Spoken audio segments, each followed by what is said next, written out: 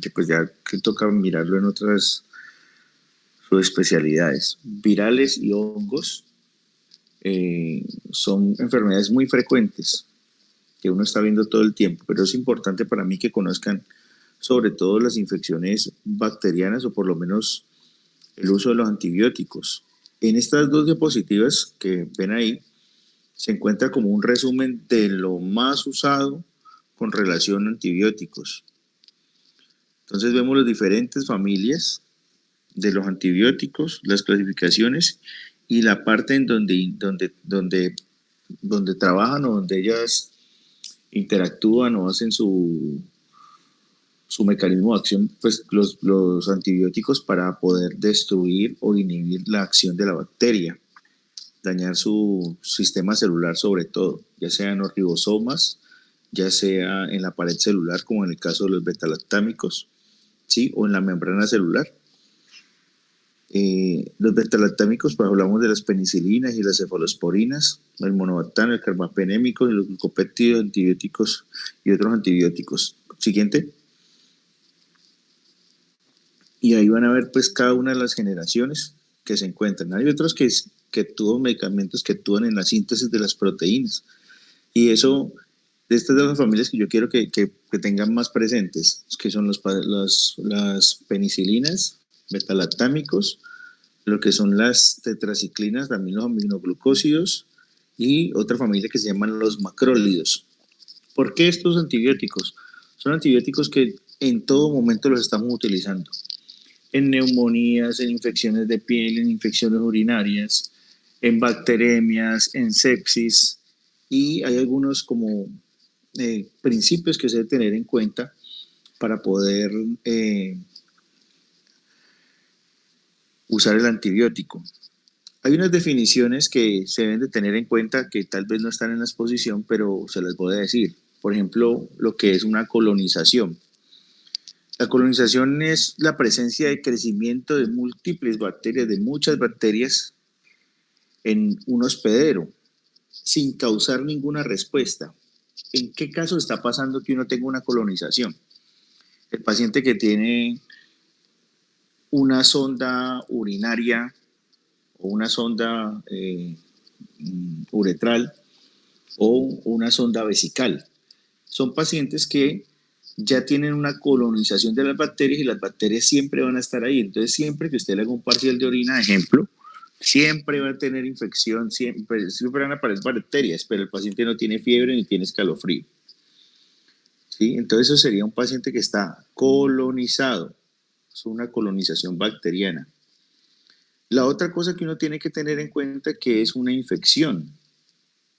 ¿Sí? Entonces, la infección es cuando ya hay una respuesta de mi organismo ante ese patógeno, ante esa bacteria, ante ese virus, ante ese hongo. Es una infección. Otro concepto es la bacteremia, ¿sí? Que es la invasión de bacterias, pero ya están en el torrente sanguíneo y estos microorganismos están produciendo una reproducción rápida y es muy acelerada. Es el caso de la sepsis, de la septicemia. Y el concepto de infestación, que simplemente es cuando yo me infecto de algo, estoy infestado.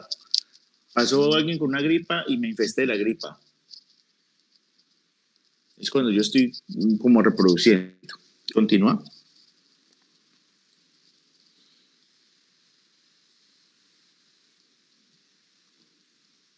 Continúa.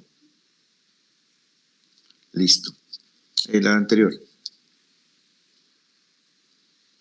Es importante reconocer que las bacterias tienen unos mecanismos de defensa o una forma en cómo pueden resistir a los antibióticos, que es la misma forma como la atacamos, es la misma forma como ellos se defienden. Entonces puede haber unas bombas de flujo que ellas producen, entonces uno ataca por medio de las bombas de flujo, uno puede atacar las bombas de flujo, los mecanismos de defensa de la bacteria. Puede inactivar las enzimas que producen las bacterias, como la penicinasa, inhibidores de penicinasa. Un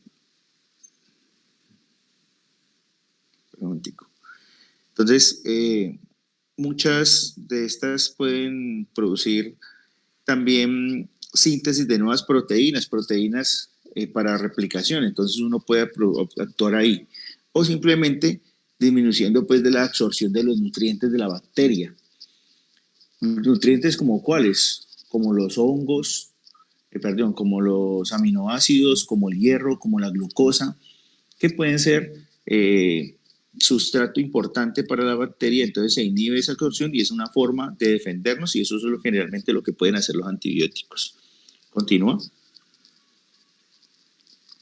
Es importantísimo tener en cuenta que los antibióticos pueden generar resistencia, no solamente cuando yo doy un antibiótico a un paciente que no está indicado o el que no debe ser, puede generar resistencia. Y la resistencia viene está dada por la falta, por ejemplo, de pruebas rápidas. Paciente que tiene una infección, llámese X o Y, el paciente recibe un antibiótico, digamos, tiene una neumonía, una amigdalitis. La amigdalitis y generalmente entonces, no, amigdalitis, entonces no, es la citromicina. Y la citromicina no es un antibiótico para, de primera elección para usar en amigdalitis. Entonces, al hacerlo, eso hace uno que se, se crea una resistencia antibiótica. Entonces, el día que yo necesite realmente citromicina, no la voy a poder utilizar. No estoy viendo la pantalla, no sé qué pasó.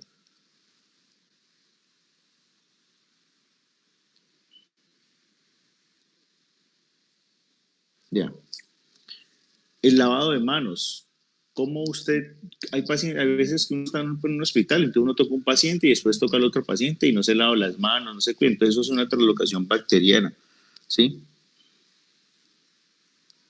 Las infecciones hospitalarias son muy frecuentes y sobre todo cuando hay infecciones cruzadas, es decir, que yo me contamino con otros gérmenes del hospital y eso es muy frecuente.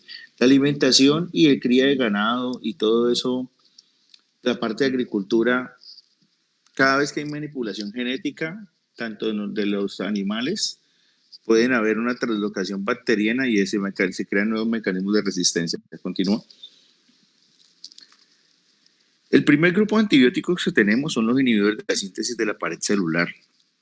Como ven ahí, la penicilina G, benzatínica, que tiene unas posibilidades, unas proporciones bastante amplias con relación no solamente a su espectro. Y cuando estoy hablando de espectro, estoy hablando de las capacidad que tiene el antibiótico de cubrir algunos grupos, antimicrobianos, como bacilos gram negativos, gram positivos, cocobacilos, coco gram negativos. Bueno, los diferentes grupos de antibióticos perdón, de microorganismos que tenemos. Estos actúan sobre todo al interior de la membrana y de la pared celular de la bacteria. Y continúa, son medicamentos que utilizamos actualmente, las penicilinas, sobre todo en pediatría. Continúa la otra diapositiva. Sobre todo en pediatría. Por ejemplo, pacientes que tengan accesos periamigdalinos, pueden utilizar. Pacientes que tengan infecciones leves de piel, las pueden utilizar. ¿Sí? Creo que te pasaste una de más.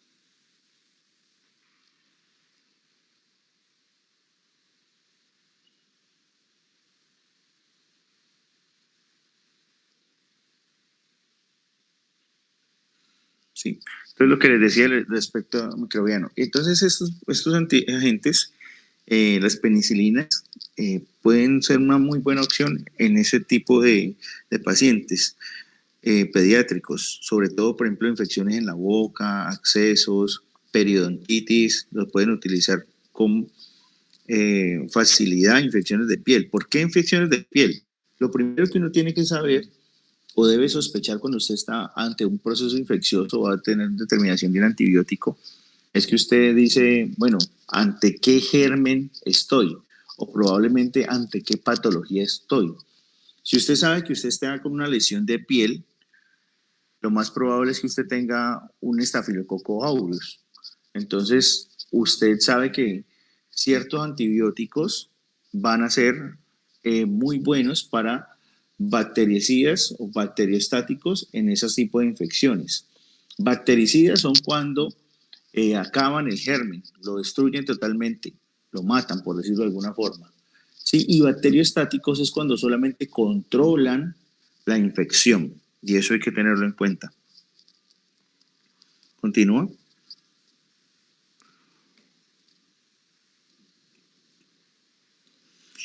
Entonces, lo que les decía, mire, depende del grupo, el espectro del antibiótico, asimismo yo voy a tratar el microorganismo. Por ejemplo, esta penicilina G, usted puede cubrir cocos gram positivos, bacilos gram positivos y cocos gram negativos, bacilos gram negativos y espiroquetas. Entre las espiroquetas, las más importantes tenemos la sífilis. La sífilis tiene 3 fases: primaria, secundaria y terciaria. Primaria generalmente se identifica en los niños recién nacidos, o sea que la transmisión es vertical, y esto se le da el tratamiento tanto a la madre como al recién nacido, y generalmente se hace endovenosa con penicilina cristalina, penicilina G, como ven ahí. Diferente es la sífilis secundaria, que está asociada a infecciones de transmisión sexual, y esta se trata es con penicilina benzatínica. Se dan 3 dosis, una dosis cada semana por 3 semanas. Así se da 2.400.000, una intramuscular cada semana por 3 semanas. Y la sífilis terciaria, que está asociada sobre todo ya a infecciones cerebrales.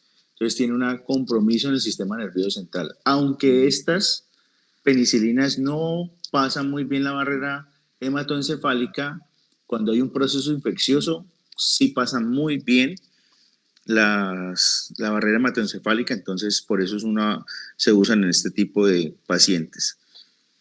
Por ejemplo, en neumonías, en niños, sobre todo por estreptococo, en faringitis, como les decía, infecciones por estreptococo, y acordarse que el estreptococo no solamente el estreptococo es solamente uno, sino que tiene diferentes subtipos, el estreptococo beta-hemolítico, el grupo A, el grupo B, el grupo D. Entonces, hay penicilinas que solamente cubren el grupo A del estreptococo, entonces no va a haber una respuesta adecuada. ¿Continúa?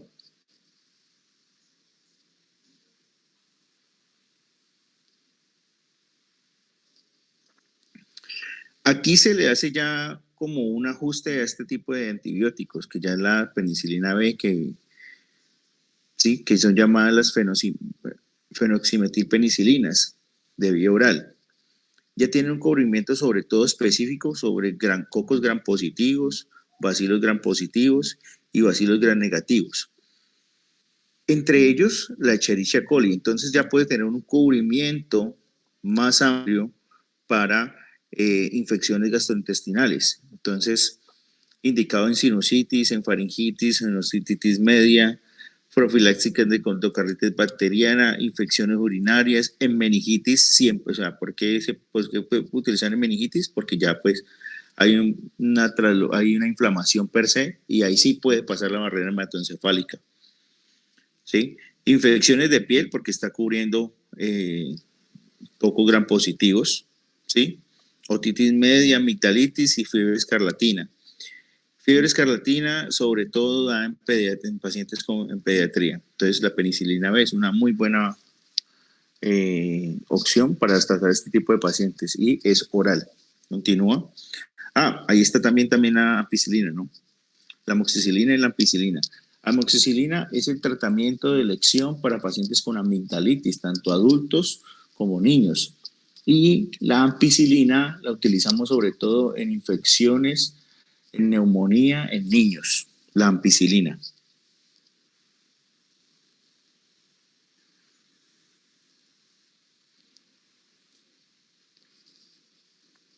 Profe, una pregunta. Sí. ¿A pacientes en embarazo se les puede dar amoxicilina y ampicilina? Amoxicilina y ampicilina, sí. No genera ninguna contraindicación en todas sus etapas de Lo gestación. que pasa es que las mujeres en embarazo hay una clasificación. Entonces, usted debe de, siempre que usted tenga pacientes embarazadas, hay que buscar la clasificación para ver qué tipo de antibiótico le puede dar, si es clasificación A, si es clasificación D. Entonces uno siempre tiene que ver, porque pues difícil uno sabérselos todos de memoria, es difícil. Pero la amoxicilina es un medicamento seguro, igual que la cefalexina es un medicamento seguro en el embarazo, que son las dos opciones que tenemos.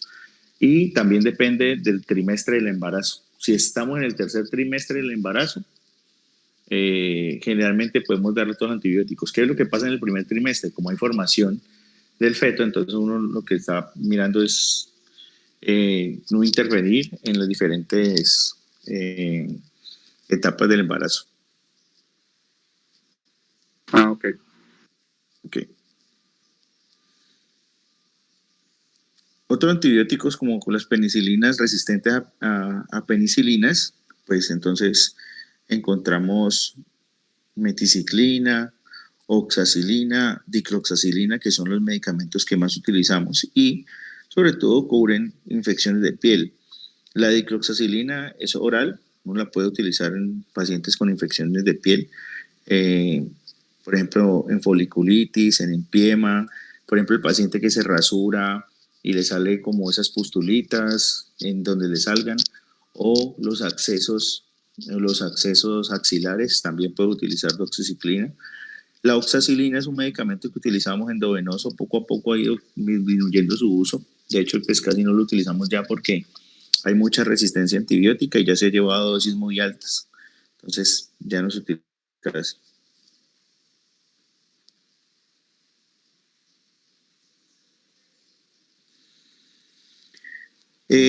Los antibióticos también van subiendo el espectro, entonces cada vez que yo voy cambiando de familia de antibióticos estoy empezando a cubrir otros tipos de bacterias, pero entonces generalmente las penicilinas sobre todo tienen un cubrimiento muy bueno en gram positivos y gram negativos.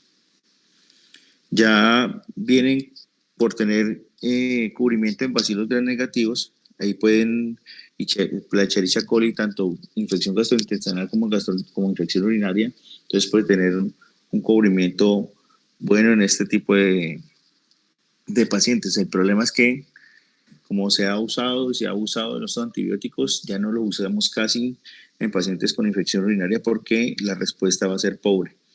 Tenemos otras opciones de antibióticos, por ejemplo, como es la ampicilina sulbactam, que ya la vamos a ver. Continúa.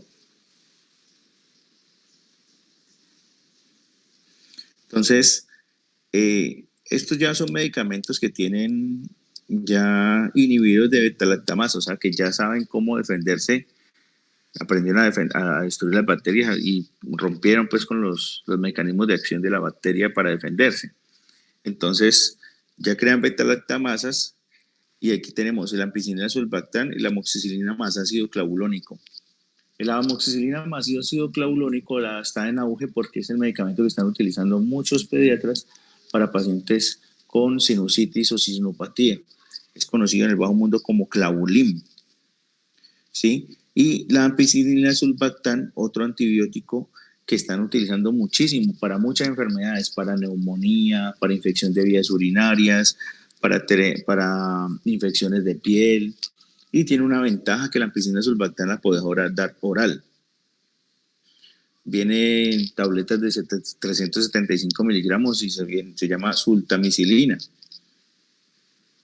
Y al igual que el clavulín, que lo puedes dar oral, tanto en tabletas, incluso la amoxicilina más clavulanato, hay reportes de utilizarlo en pacientes con tuberculosis. Y como pueden ver, pues el espectro es bastante amplio sobre gram positivos, gram negativos, anaerobios, micobacterias. Ya cuando metemos anaerobios ya nos estamos metiendo ya sea en gastrointestinal o también nos podemos contener en la vía biliar. Por ejemplo, pacientes con colangitis, infecciones de la vía biliar, ampicilina sulbactam es una muy buena opción como primera elección. Pacientes con influenza o con neumonía por influenza, por infecciones por E. coli, que es infecciones de vías urinarias o pielonefritis, uno puede iniciar con ampicilina sulbactam y le va muy bien. Continúa.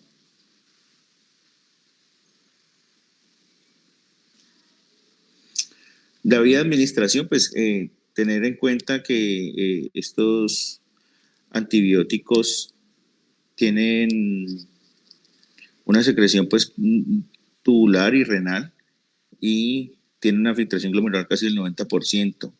Se debe tener en cuenta pues eso para no ir a padecer daño renal. Entonces, cuando usted va a utilizar ampicilina sulbactam, por lo menos debe ajustarlo a dosis renal. Aquí les voy a... Yo que tengo por aquí. Si lo pueden ver este mismo chat de aquí el grupo.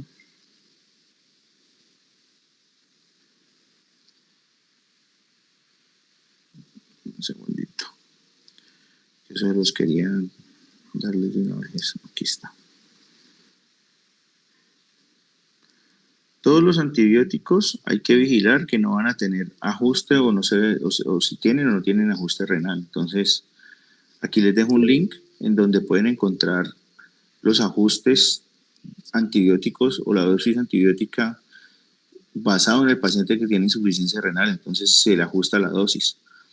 Por ejemplo, el ejemplo de la ampicilina sulbactam, que es un medicamento que uno debe realizarle un ajuste renal. Uno le coloca, por lo de colocarlo una cada 12 horas o medio frasco cada 12 horas, depende pues de la tasa de filtración glomerular del paciente.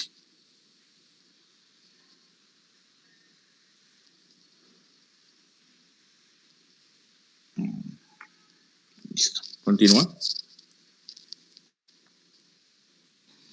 Efecto adverso, generalmente todos los medicamentos tienen el mismo efecto adverso, mareo, náuseas, ¿sí? Pero estos, como tienen eliminación renal, pueden producir nefritis, toxicidad hematológica, neurotoxicidad, cuando pasan la barrera hematoencefálica, pueden producir diarrea, hipersensibilidad para los medicamentos, al medicamento como tal. La reacción de hipersensibilidad que le había hecho generalmente por antibióticos más frecuentes es el síndrome de Stevens-Johnson. Continúa.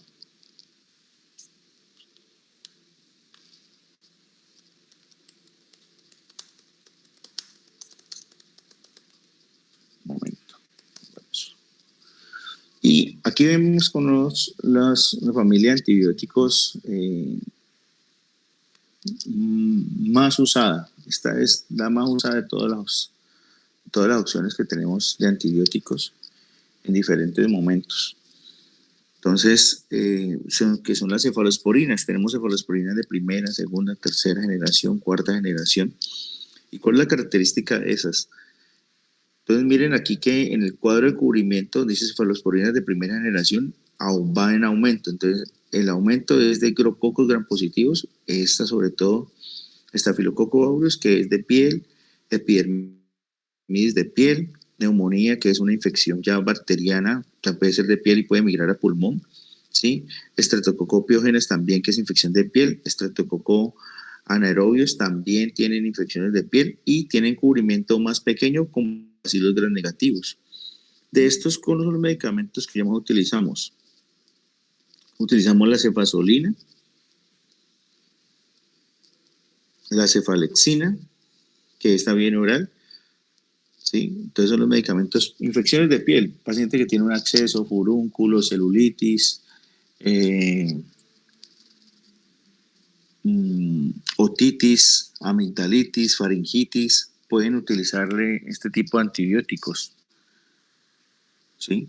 Cefalexina de forma oral y cefazolina. La cefazolina es muy usada como antibiótico prequirúrgico. Pacientes que van a ser llevados a cirugía o que van a hacer intervenciones por lo menos en la piel, en vías urinarias, les colocan una dosis de cefazolina para prevenir que no se vayan a infectar.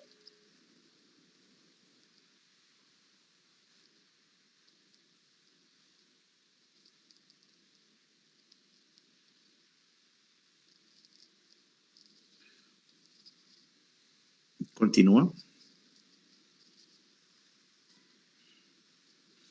Vienen las cefalosporinas de segunda generación y como ven, aquí ya se aumentó el espectro, entonces ya están menos cocos gram positivos, cocos gram negativos y ya anexamos bacilos gram negativos. De estos medicamentos, el más utilizado es el cefaclor, la cefuroxima, ¿sí?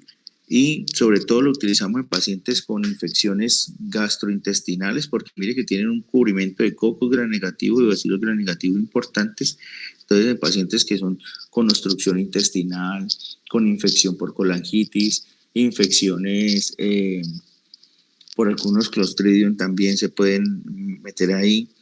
Por ejemplo, una Klebsiella, la Klebsiella también puede dar neumonía. Entonces la neumonía también se puede utilizar en pacientes, cefuroxima como un antibiótico en pacientes con neumonía por Klebsiella pneumoniae, que es una considerada de las bacterias atípicas. Infección interabdominal, enfermedad pélvica inflamatoria, en pie diabético también, pacientes que tienen infecciones. Hay una clasificación que se llama de el Stanford, que es el que habla para qué antibiótico debo de usar yo. Te busco el link, si lo tengo, si los encuentro, se los envío. Continúa. Cefalosporinas de tercera generación, y aquí es importante sobre todo la ceftriaxona, ¿sí?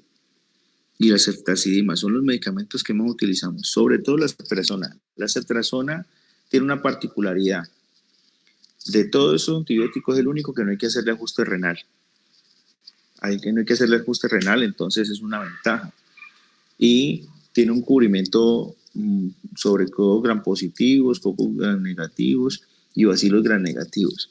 Eso hace que su espectro sea bastante amplio y se da mucho uso de él. Infecciones urinarias, neumonías, infecciones de piel de difícil manejo. Mucho, pero tienen que tener en cuenta algo. Este medicamento necesita proteínas para poder ser transportado. Es decir, que en pacientes que estén desnutridos, en pacientes ancianos, es mejor que no se suministre porque no va a tener el éxito adecuado, porque necesita proteínas para el transporte. Continúa.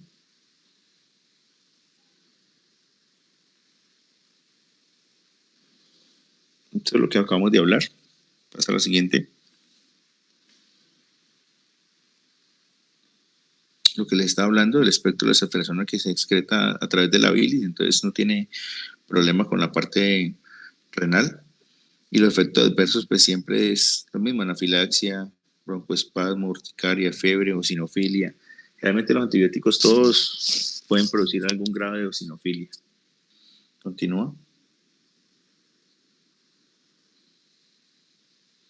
Después de las primeras generaciones de los antibióticos, ir avanzando en ellas, ya tenemos unos medicamentos que son los carbapenémicos. Actualmente se están usando muchísimo, pero tienen un problema, que están usando indiscriminadamente. Es decir, si usted llega a un paciente con infección que puede estar estable, usted considera una infección urinaria y no tiene un urocultivo, entonces, ¿qué están colocando? Le están colocando carbapenémicos. Al colocarle carbapenémicos, lo que estamos haciendo es resistencia. ¿Cuándo consideraría yo, cuando yo indico este tipo de antibióticos?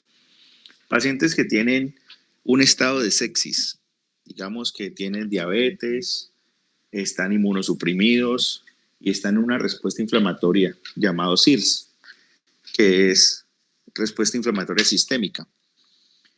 Es decir, que están taquicárdicos, diaforéticos, hipotensos, en muy mal estado general. Entonces, uno necesita colocarle un antibiótico de amplio espectro. ¿Como cuál? Como los carbapenémicos.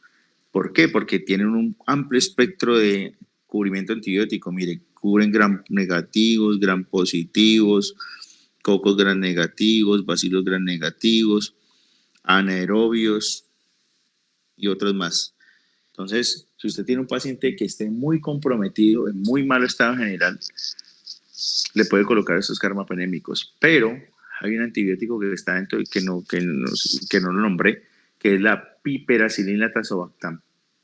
La piperacilina tazobactam es como una primera elección para yo colocar un antibiótico en un paciente que está séptico. Entonces, si está séptico, yo primero lo cobro con amplio espectro, piperacinato sulbactam, y si no tiene respuesta en 72 horas, que eso se llama fracaso terapéutico o antibiótico, ya uno debe considerarle usar otro antibiótico después de 72 horas.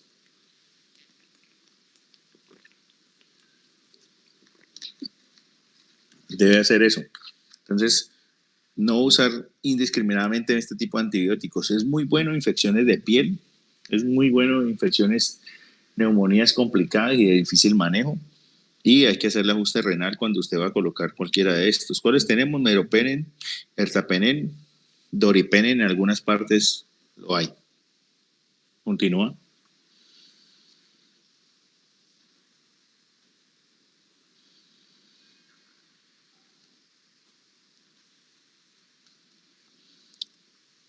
Se excreta por la filtración glomerular, pues por la vía renal, entonces por eso hay que hacerle ajuste renal. Contraindicaciones elevadas, imipenem puede provocar convulsiones. Los efectos realmente de convulsiones es con imipenem, más bien son bajos, pero se puede tener que considerar si le pasa eso, una posibilidad. Continúa.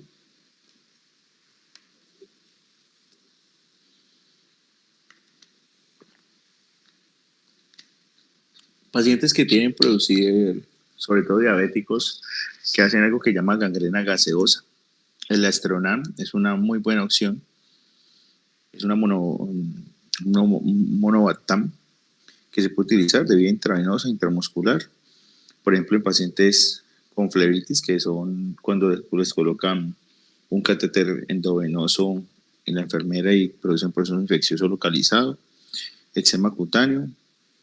Y hay que tener en cuenta que si tiene el paciente alteración de las pruebas hepáticas, es mejor no ponerlo. Listo, continúo.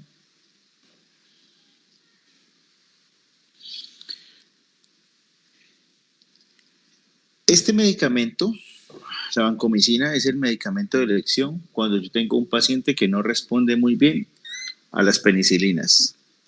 Es decir, que el paciente no tiene una infección por estafilococo aureus y tiene buena respuesta o no va muy bien. Después de 72 horas de antibiótico, entonces uno llega y pum, le clava vancomicina. Hay que tener en cuenta que la vancomicina tiene eliminación renal y se debe de ajustar la dosis renal. Si usted mira el espectro antibiótico, coco gram positivo, estafilococo aureus aparece de primero y la estafilococcemia o neumonía por estafilococo es una infección muy frecuente. ¿Sí? Son pacientes que rápidamente progresan a un estado de sepsis, hipotensos, diaforéticos, leucopénicos o hipoglicémicos en un estado de shock, y el antibiótico de elección sería vancomicina. Uno puede hacer combinaciones, por ejemplo, vancomicina meropenem con piperacinato sulbactam o piperacinato sulbactam banco o vancomicina clindamicina, y eso estamos hablando de sinergia de antibióticos. Ahora más les digo unas combinaciones de antibióticos que se pueden hacer. Igual les voy a buscar una guía para que la tengan en sus celulares, en sus teléfonos. Hay algo que debe medir la vancomicina, se llama niveles Valle, se deben de tener en cuenta para hacer ajustes renales y para tomar decisiones con los antibióticos. Listo, continúa.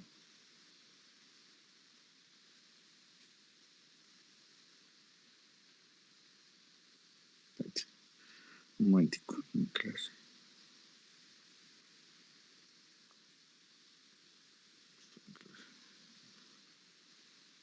Por como la pantalla otra vez, que usted está comenzando un mensaje aquí.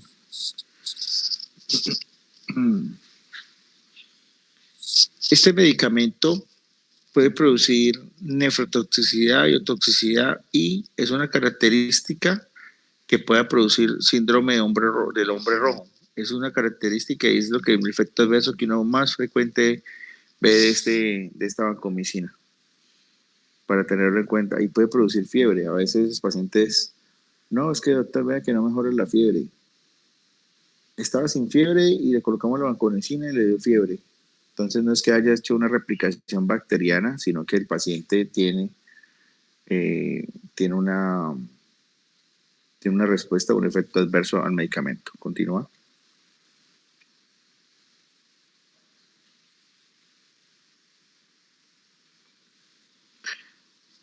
La polimixina, la neomicina, medicamentos utilizados en infecciones como infecciones gastrointestinales, infecciones como neumonía,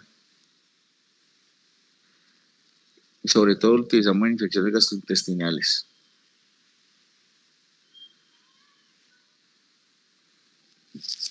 Continúa.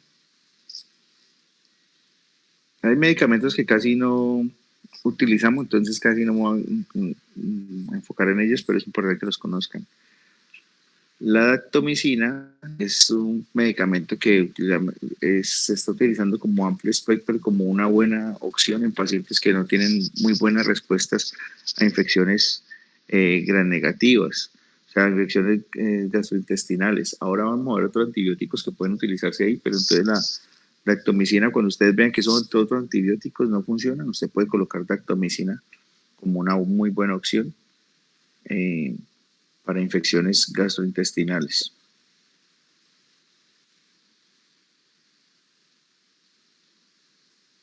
Continúa.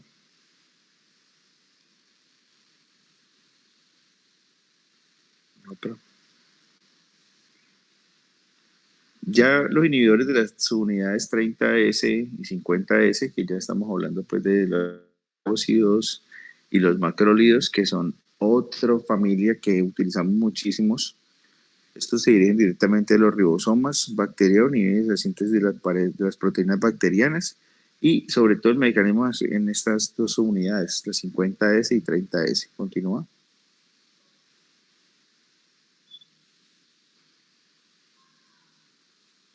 Dentro de estos tenemos la doxiciclina, la tigeciclina, amicacina, gentamicina, neomicina, streptomicina, toluramicina, acitromicina, claritromicina, eritromicina y entonces, por ejemplo, la acitromicina, la claritromicina son macrólidos, hace parte de la familia de los macrólidos. Estos macrólidos, sobre todo la claritromicina, lo utilizamos mucho en infecciones por neumonía. ¿Neumonía de cuál tipo? Neumonía por atípicos. Ustedes van a ver en el hospital que encuentran combinaciones de paciente tiene ampicilina sulbactam y claritromicina. Entonces están cubriendo antibióticos de neumonía y están cubriendo al mismo tiempo antibióticos, bacterias atípicas. Bacterias atípicas como la Klebsiella pneumoniae, que la había mencionado antes, como la Legionella, y se me escapa ahora la tercera, o las otras dos bacterias que son atípicas. La amicacina, la gentamicina, amicacina, infecciones de vías urinarias en niños, se puede utilizar. La gentamicina, pacientes en puerperio, posparto, que tengan una infección ginecológica, la gentamicina es una muy buena opción. Neomicina lo utilizamos sobre todo en infecciones de los ojos. Y la streptomicina, infecciones pulmonares cuando ya están muy severos, pacientes que tienen enfermedad pulmonar obstructiva crónica con procesos de infecciones o recurrencia de infecciones. La claritromicina y la citromicina es una buena opción en pacientes con lo que llamamos neumonía recurrente. Podemos dar en pacientes como profilaxia en pacientes con neumonía. Continúa.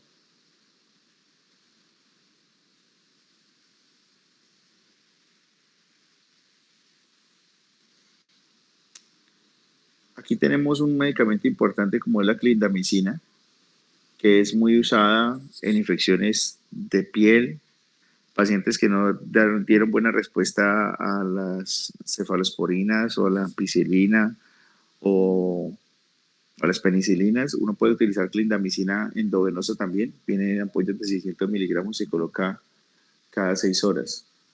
El otro antibiótico que está aquí importante que es el Linezolid. El Linezolid es un antibiótico que es muy amplio espectro, es muy fuerte y tiene la ventaja de que no tiene, por ejemplo, en pacientes que tengan infecciones por Staphylococcus aureus y que tengan enfermedad renal, uno puede utilizar Linezolid porque este no tiene metabolismo renal, entonces le va mucho mejor. Continúa. Clindamicina también utilizamos en infecciones de piel, en infecciones ginecológicas, tiene muchos usos, e incluso infecciones gastrointestinales, infecciones por colangitis, podemos utilizar una clindamicina como una muy buena respuesta. Estas tetraciclinas tienen la característica es que actúan en su unidad 30S y ya son bacteriostáticos, lo que les había hablado. Esto no son bactericidas, sino que lo que hacen es regular las bacterias, como que las estabilizan. Y eso le da tiempo a uno, por lo menos, cuando uno no tiene un antibiograma, no tiene un urocultivo o no tiene una, una, una clara sospecha de un antibiótico, de un germen.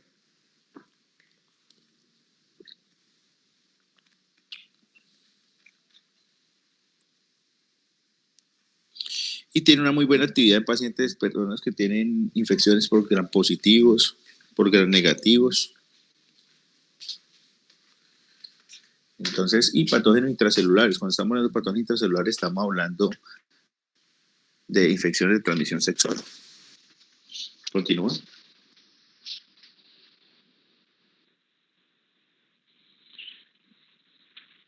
No se deben administrar en niños ni embarazadas. ¿Por qué? Porque como al tener absorción, ellos pueden dar directamente, alterar el esmalte dental. Entonces, ustedes alguna vez han visto personas que tienen como los dientes como amarillos, como, como con lineecitas entre los dientes. Eso puede ser por estos medicamentos. También los macrólidos están metidos ahí. Dentro de los antibióticos en embarazo que usted puede utilizar a la fija son las penicilinas, las cefalosporinas y la clindamicina, que es una tetraciclina, que es la que hemos hablado ahorita, que es respondiendo a la pregunta pues que se hacía ahorita, con qué puede uno ir más fijo, por decirlo de alguna forma. Entonces, repito, paciente en embarazo, penicilinas, incluida amoxicilina, la ampicilina, las cefalosporinas, el cefaclor, la cefalexina, que uno lo puede encontrar también el nombre comercial como Keflex, y la clindamicina, que se lo podemos utilizar también endovenoso, intravaginal o oral en las pacientes embarazadas. Efectos adversos de estos tetraciclines, náuseas, vómito, estreñimiento también puede haber el daño del esmalte dental y algunos trastornos óseos. Continúa.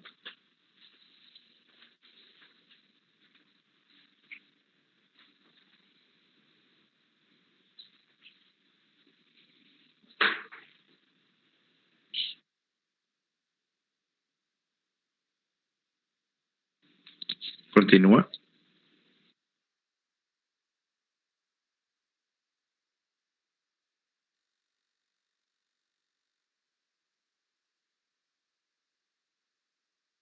Aquí podemos encontrar las diferentes aplicaciones de las tetraciclinas, como ustedes pueden ver.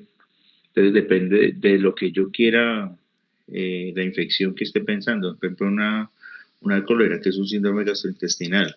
Entonces uno sabe que tiene bacilos Helicobacter pylori, Vibrio cholerae, Yersinia pestis. Entonces uno llega y coloca una tetraciclina, tipo doxiciclina o dicloxacilina y le va a ir muy bien. Entonces, lo que les decía al principio, ¿de qué depende qué usar, qué antibiótico sí, qué antibiótico no? De la bacteria que yo esté pensando o la que encuentren en diferentes sistemas. Continúa.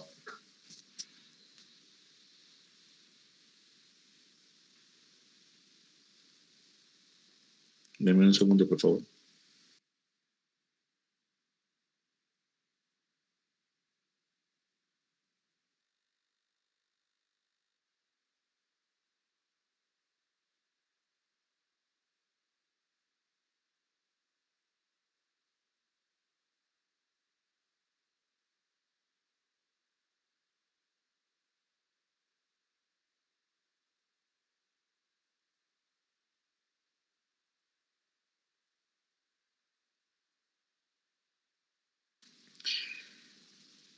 Las gliciclin...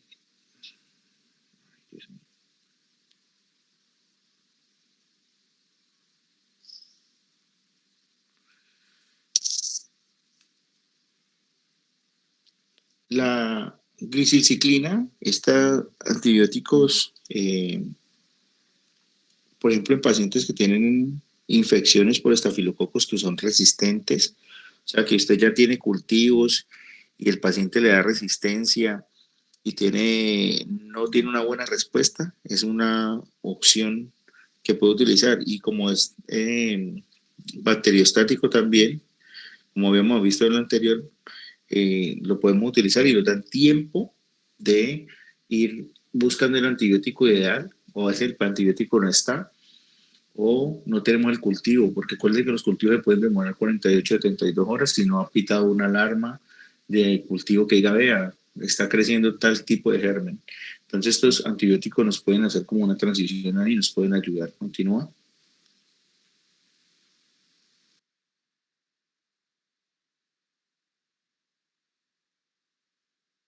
Tiene efectos adversos pues parecidos a los que habíamos hablado, que la decoloración de los dientes, daño fetal, entonces no utilizarlo pues, mm, en el embarazo. Continúa.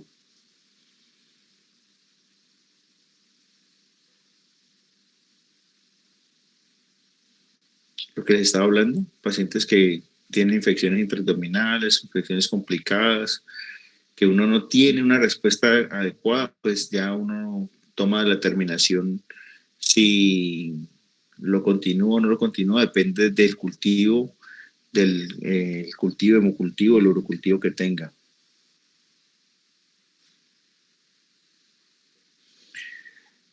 Otro medicamento que se altera o que está relacionado pues con la parte de la warfarina, como hemos hablado, como combinar AINES con cumarínicos o warfarina. Entonces, siempre se debe controlar los niveles de INR para ver si es que el paciente se está anticoagulando más o el paciente paró la anticoagulación y no está llegando a metas. Pacientes que tengan anticoagulación o que requieren anticoagulación, pacientes con trombos, tromboembolismo pulmonar, trombosis venosa profunda, fibrilación auricular con requerimiento de anticoagulación. Entonces, en estos pacientes, ojo con estos medicamentos. Continúa. Los aminoglucósidos son de los otros medicamentos que... Un segundo, por favor.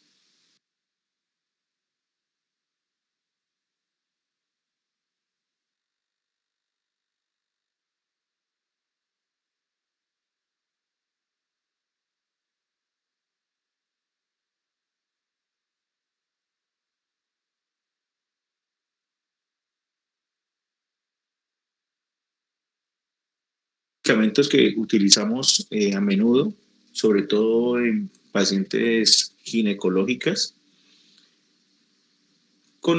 el problema es que la micacina, los aminoglucósidos tienen ese problema de que tienen eh, mucha toxicidad y nefrotoxicidad.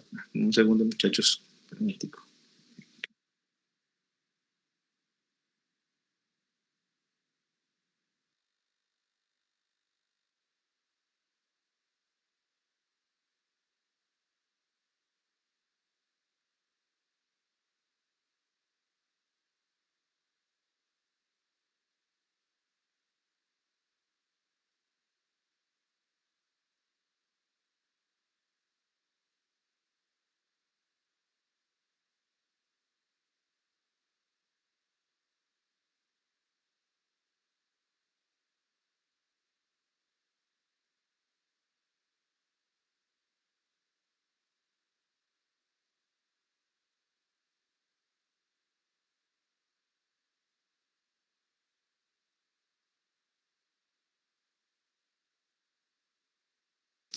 Muchachos, ¿será que podemos terminar una parte de la clase en un ratico?